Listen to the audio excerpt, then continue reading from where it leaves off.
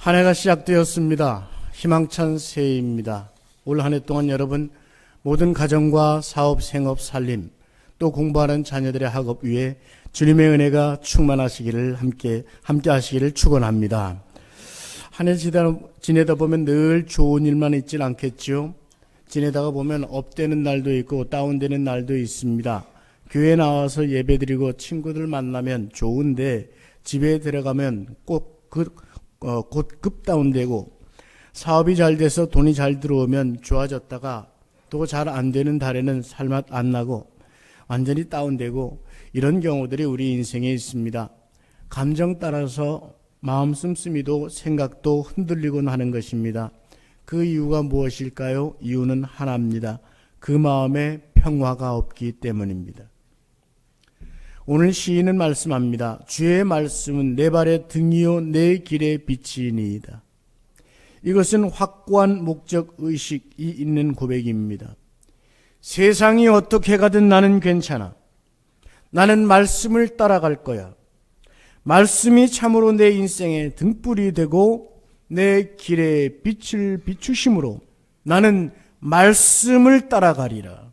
바로 이 고백이 있는 것입니다.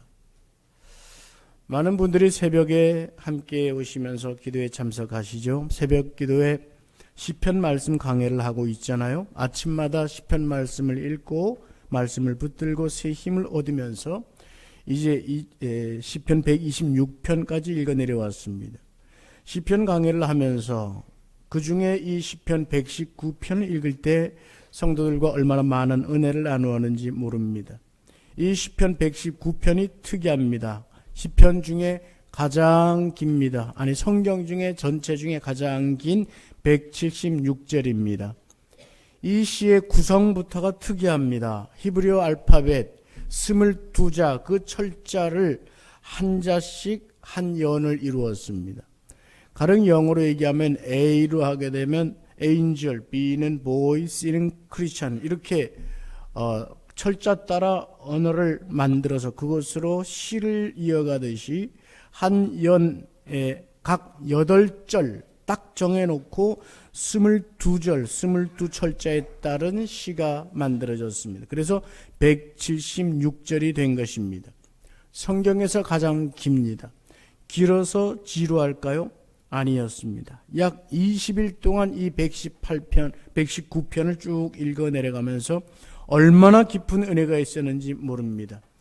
그중 전체의 주제는 22연 전체가 말씀이라는 하나의 주제를 가지고 노래하고 있습니다. 우리 119편의 1절만 다시 한번 읽어보실까요?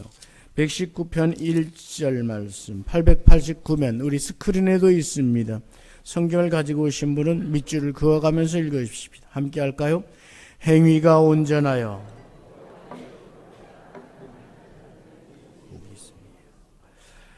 하나님의 말씀, 거기에 복이 있음을 선포하며 이 시를 시작하고 있습니다. 그리고 맨 끝절 176절도 보실까요? 176절입니다. 다 같이 함께 합니다. 이른 양같이 내가 방황하오 주의 종을 찾으소서. 내가 주의 계명들을 잊지 아니함이니이다. 아멘. 이른 양같이 흔들리고 방황하는 인생에게 무엇이 가장 소중하고 무엇이 가장 필요한지 고백하며 마무리하고 있습니다. 특히 오늘 본문 속에 우리가 읽은 본문에서 우리 교회를 향한 주님의 사랑, 주님의 비전, 그것을 깨달으며 얼마나 눈물 흘리며 감격스러운 새벽의 아침들을 맞이하는지 모릅니다. 이 말씀의 귀한 의미를 세 가지로 정리해 보고자 합니다. 첫 번째, 주의 말씀의 길이 있습니다. 주의 말씀의 길이 있습니다. 본문에서 주의 말씀은 등이요 길이요 규례라고 표현하고 있습니다. 앞을 분간할 수 없을 만치 깜깜한 밤이라고 합시다. 포장이라고는 전혀 안 돼 있는 길을 간다고 합니다. 그 자리에 꼭 필요한 것이 무엇입니까? 랜턴 필요합니다. 등불이 필요합니다. 이 시인은 알고 있습니다. 우리 그리스도인이라고 하는 나그네 인생길에 얼마나 어두운 구석이 많이 있는지 알고 있습니다. 인생에 얼마나 거친 가시밭이 있는지 그는 알고 있습니다. 우리 마음이 얼마나 업앤다운 흔들릴 수 있는지 알고 있습니다. 그러다가 자칫 인생 키를 잘못 잡으면 얼마나 잘못된 방향으로 갈 수 있는지 그는 알고 있습니다. 방향을 보여주는 등이 필요합니다.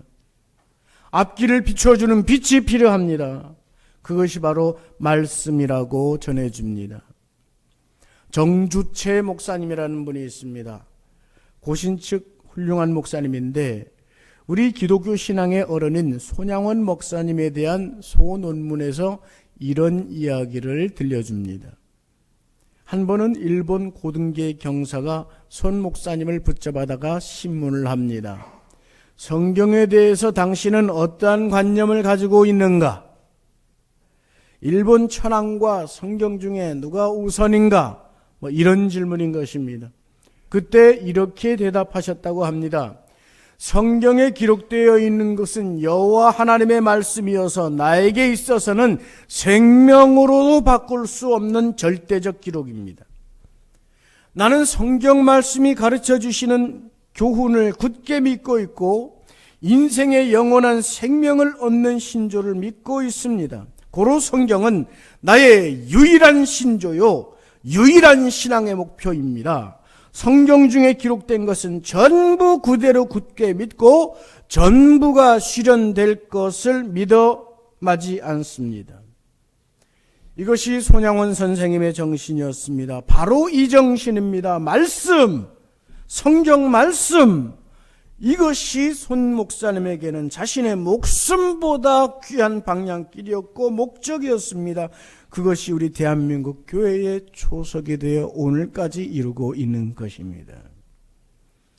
우리 교단에 이젠 어른이 된 신양교회의 이만규 목사님 여러분 들어보신 분 계실 것입니다. 작년 말에 이분이 기독 공부에 논설을 하나 쓰시면서 이런 귀절을 남겼습니다. 올해 우리는 종교개혁 500주년을 맞이하면서 종교개혁을 하자고 꿈꾸었지만 종교개혁을 이루어낸 것이 아니라 종교개혁 기념 행사를 잘 했을 뿐이다. 정말로 뜻깊은 말씀입니다. 숭실대학교 김회권 목사님의 글에는 종교개혁자 루터는 말씀에 붙들렸고 그 말씀에 의해 송두리째 포획된 사람이었다고 말합니다. 그러면서 김회건 목사님은 말합니다. 한국교회에 질문합니다. 한국교회는 이런 루터를 가졌는가? 루터의 종교개혁 정신을 계승하고자 한다면 루터의 양심을 강력하게 사로잡은 하나님의 말씀에 결박당한 자가 나와야 한다 말씀하고 있습니다. 여러분, 우리는 그간 길을 잃고 있었는지도 모릅니다. 말씀 아닌 것이 우리를 흔들었는지 모릅니다. 거짓이 우리의 양심을 흐리게 했는지 모릅니다. 주님의 피로 값주고 사셨기 때문에 너무나도 소중한 천하보다 귀한 여러분의 영혼들인데 그 영혼을 감히 돈이란 것이 이끌도록 허용하며 살아왔었는지도 모릅니다.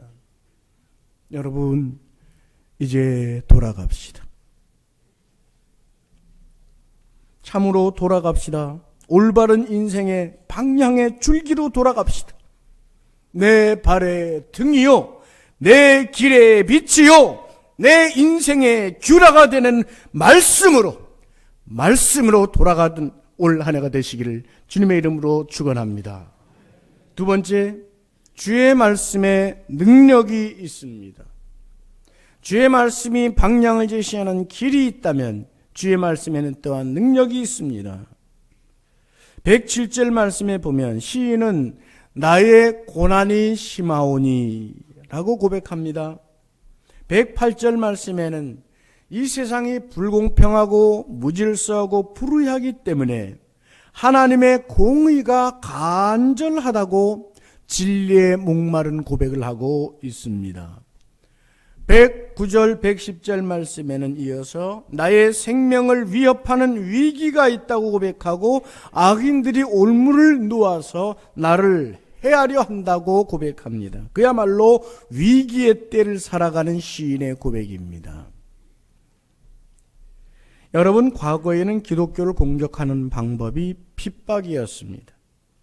교회를 못 가게 박해했습니다. 군대에서는 교회를 못 가게 했습니다.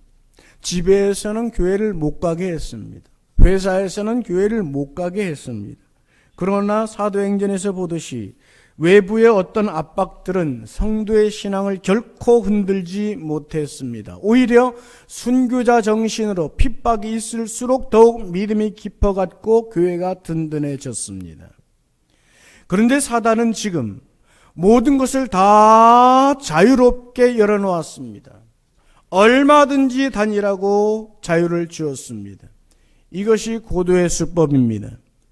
인간이 자유의지라는 그 의지를 에덴 동산에서 선악과를 따먹을 때처럼 느슨하게 만들어 놓았습니다. 그래서 선악과에 손을 대어 따먹는 것이 전혀 문제되지 않는 양심으로 변화시켜 놓았습니다. 교회를 흔들고 교회로 하여금 세상의 손가락질을 받게 해서 교회에 다니는 일이 부끄럽게 만들어버렸습니다. 외부는 편안하게 다 풀어놓은 채 개인의 내면을 욕망으로 흔들어 놓고 교회는 다니라 하면서 교회 내부를 흔들어 교회로부터 멀어지게 만드는 고도의 수법을 쓰고 있습니다. 위기의 때인 것입니다. 고난의 때요, 악인의 올무가 있는 때입니다. 그래서 시인이 말합니다. 107절 말씀에 주의 말씀대로 나를 살아나게 하소서. 108절 말씀에 내 입이 드리는 자원 제물을 받으시고 공의를 가르쳐 주소서. 109절 말씀에 나의 생명이 항상 위기에 있사오나 나는 주의 말씀을 잊지 아니하리이다. 110절 말씀에 악인들이 나를 해하려고 올무를 놓았지만 나는 주의 말씀에서 떠나지 아니하겠다고 고백합니다.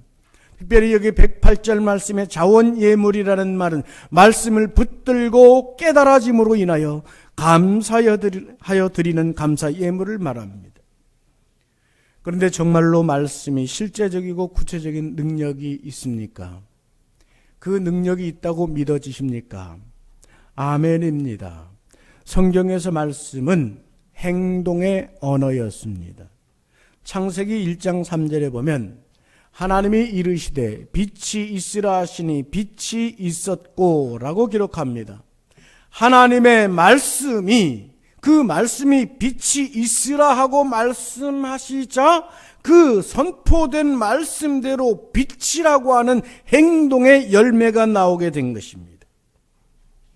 우리 주님께서 마가복음 2장에 중풍병자를 고치실 때 이 고치신 방법이 무엇이었는지 여러분 잘 알고 계십니다. 그것은 말씀이었습니다. 내가 내게 이르노니 일어나 내 상을 가지고 집으로 가라 하시니, 말씀하시니 그가 일어나 곧 상을 가지고 모든 사람 앞에서 나가거늘 그들이 다 놀라 하나님께 영광을 돌리며 이르되 우리가 이런 일을 도무지 보지 못하였다 하더라. 말씀하시자 행동의 결과가 나옵니다. 말씀은 바로 능력인 것입니다. 오늘 우리는 말씀을 붙들고 말씀의 능력을 먹으며 살아가야 하는 것입니다. 우리 주님께서 사탄의 유혹을 받으셨죠. 공생에 시작할 때, 이 시험을 받을 때 무엇으로 이겼습니까? 모두 말씀으로 이겼다는 사실을 우린 잘 알고 있습니다. 모든 문제 해결의 능력은 말씀에 있는 것이었습니다. 주님은 모든 시험을 이기시며 우리에게 소중한 말씀을 또 하나 가르쳐 주셨습니다. 예수께서 대답하여 이르시되 기록되었으되 사람이 떡으로만 살 것이 아니요 하나님의 이로부터 나오는 모든 말씀으로 살 것이라 하였느니라. 오늘 오후에 1일 수련회를 갔습니다. 그때 좀 더 자세하게 제가 말씀드릴 게 있습니다만은 미국에서 있는 동안 저는 문 닫는 교회를 수없이 보았습니다. 얼마나 마음이 아팠는지 모릅니다. 한국의 미래가 염려되었기 때문입니다. 한국 교회가 이렇게 문을 닫게 될까 두려웠기 때문입니다. 그런데 그 중에 문을 닫지 않는 교회들이 있었습니다. 살아있는 교회였습니다. 살아있는 교회의 특징이 하나 발견되었습니다. 그것이 무엇일 것 같습니까? 성령님의 역사입니다. 성령 하나님의 능력이 그 교회에 가득한 교회에는 문을 닫지 않습니다. 교회가 더욱 살아나고 더욱 힘있고 더욱 건강했습니다. 성령님이 일하심으로 인해 찬양이 힘있게 나타나고 기도하는 사람들이 많았습니다. 성령님의 능력으로 교회가 힘을 얻었습니다. 교회의 중심에 있는 사람들, 교회의 지도자들이 기도에 힘쓰고 찬양하는 일을 즐거워했습니다. 이 성령님의 능력이 임하는 근본의 힘은 곧 말씀을 붙잡은 때문이었습니다. 성령님은 에스겔서 37장에서 생기로 나타나셨습니다. 말씀에 철저히 끌려갈 때 뼈가 살아납니다. 힘줄기가 붙습니다. 근육이 생겨납니다. 살이 붙어갑니다. 능력이 더해가게 되는 것입니다. 오늘 여러분이 말씀을 통해 참으로 성령의 역사, 성령의 능력, 그것을 체험함으로써 생기가 살아나고 더해가는 역사가 있기를 주님의 이름으로 축원합니다. 마지막 세 번째, 주의 말씀에 기쁨이 있습니다. 111절 말씀에는 주의 말씀으로 내가 영원히 나의 기업을 삼았다고 했습니다. 그랬더니 그 말씀이 이 시인의 즐거움이 되었다고 성경은 말씀합니다. 여기에 기업이란 말은 유산, 물려주는 것을 말합니다. 영어로 heritage라고 하죠. 대를 이어가는 가문의 상속을 말합니다. 이 상속은 개인의 소유가 아니라 성경에서는 가문의 공동 소유입니다. 그래서 지난 연말에 우리가 읽었던 유다와 다말의 스토리나 보아스와 룻의 계대 혼인법 이야기, 이 기업 무르기 고엘이라는 이름의 이야기가 바로 기업이 됩니다. 즉 주의 말씀은 내게뿐 아니라 우리 집에 대대로 물려주는 기업으로서 우리에게 참된 즐거움이 된다는 것입니다. 경기도 성남 판교에 우리들 교회라고 있습니다. 13년 전에 한 여성 목사님이 개척하여 지금 10,000명을 이루는 교회입니다. 이단 교회가 아니라 아주 튼튼하게 성장하는 교회입니다. 숫자에 놀라지 말아 주십시오. 그 교회의 원리를 눈여겨보아야 합니다. 이분이 강조하는 목회의 목표가 있습니다. 여러분, 행복을 쫓아가지 말고 거룩함을 추구하십시오. 상당히 중요한 말입니다. 행복을 쫓아가면 거룩함도 잃고 행복도 잃지만 거룩함을 쫓으면 행복도 쫓아오는 것입니다. 실제로 여러분, 세상에서 행복이라는 말을 많이 씁니다. 행복하세요. 오늘도 행복하세요. 올해도 행복하세요. 행복, 엄마 행복하세요. 당신 행복하세요. 행복.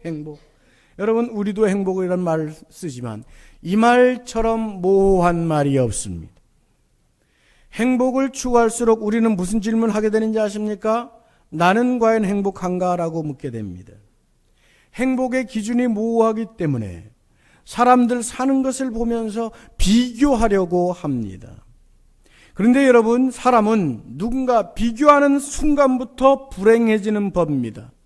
내게 없는 게 저 사람에 있고 그것은 괜히 커 보이는 법입니다. 저 사람에게는 건강이 있고 저 사람에게는 넓은 아파트가 있고 저 사람에게는 좋은 차가 있고 저 사람에게는 건강이 있고 저 사람에게는 가락지가 있고 다이아몬드가 있고 그럼 내게 없는 것들이 자꾸 눈에 띄면서 그것을 비교하며 스스로 불행하다고 느끼게 만들어 버리는 것입니다. 그러므로 거룩을 추구하려 합니다. 내 자신, 내 내면을 들여보라는 것입니다. 그 거룩을 추구하는 것이 곧 말씀을 붙드는 것입니다. 큐티 교제 속에서 말씀을 붙들고 거룩을 추구하면서 참된 기쁨을 얻는 성도들의 이야기가 많이 있습니다.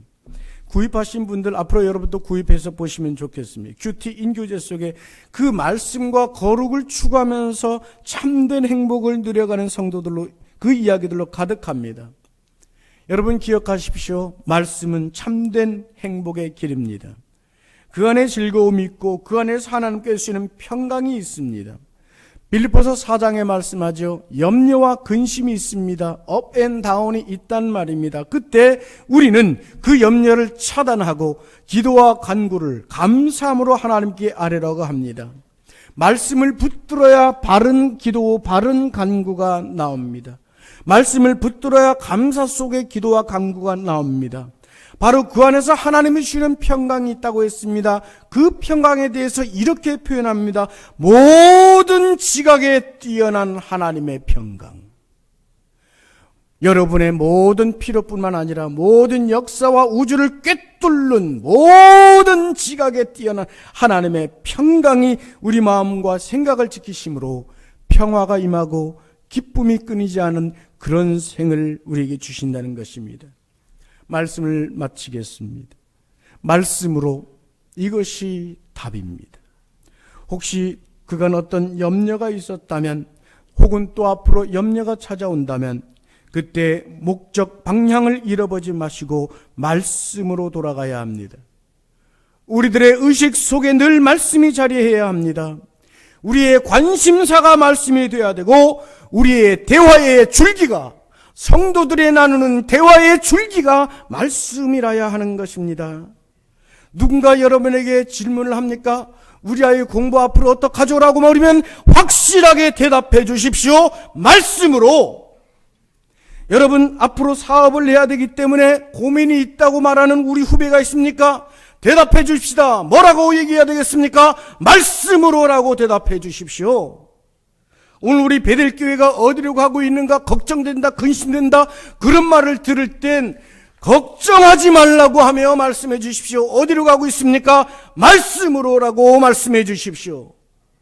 여러분 2017년 무엇으로 마무리하였습니까? 감사로 마무리했습니다.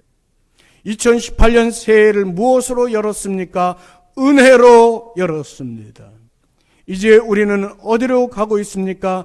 우리 모두 다 같이 한마디로 할 수 있어야 됩니다. 우리의 길 되시는 말씀으로, 다 같이 말씀으로, 이름으로 말씀에 담긴 길, 이름으로 말씀이 주시는 능력, 이름으로 말씀이 주시는 기쁨이 저와 여러분을 이끌어 주시기를, 이 한 해를 이끌어 주시고 인생을 이끌어 주시기를 주님의 이름으로 축원합니다. 오늘 은혜를 구하는 기도 함께 읽으며 잠시 마음을 가다듬겠습니다. 다 같이 함께 읽겠습니다. 함께 합시다. 하나님 새해를 은혜로 맞이하게 하시니 감사합니다. 이제 제 마음이 뜻을 정하여 말씀으로 향하게 하옵소서. 말씀과 동행하고 말씀에 순종함으로 말씀을 통한 성숙함이 있게 하여 주시옵소서. 말씀이 비추시는 길, 말씀이 주시는 능력, 말씀이 열어주시는 즐거움이 바로 나의 인생, 우리 집의 것이 되게 하여 주시옵소서. 그리하여 저와 우리 가정을 통해 우리 베델교회가 60주년을 맞으면서 본래의 길을 찾아 말씀이 이끄는 교회를 이루게 하여 주시옵소서. 아멘. 오늘 말씀을 생각하시고 이 기도문으로 잠시 한번 1분 동안만 기도하시겠습니다. 기도합시다. 내려오신 하나님, 은혜로 새해를 맞이합니다. 이제 우리의 뜻을 정하여 말씀을 향하게 하여 주옵소서. 말씀과 동행하고 말씀에 순종하고 말씀을 통한 성숙이 있게 하여 주시옵소서. 감사로 말씀이 비추시는 길, 말씀이 주시는 능력, 말씀이 열어주시는 즐거움이 나의 인생의 것이 되게 하여 우리 교회가 되게 하여 주시옵소서. 우리 교회 60주년 새해를 맞이하는 이때가 본래의 길을 찾아 말씀이 이끄는 교회를 이루어갈 수 있도록 주님 역사하여 주시옵소서. 함께하여 주시옵소서.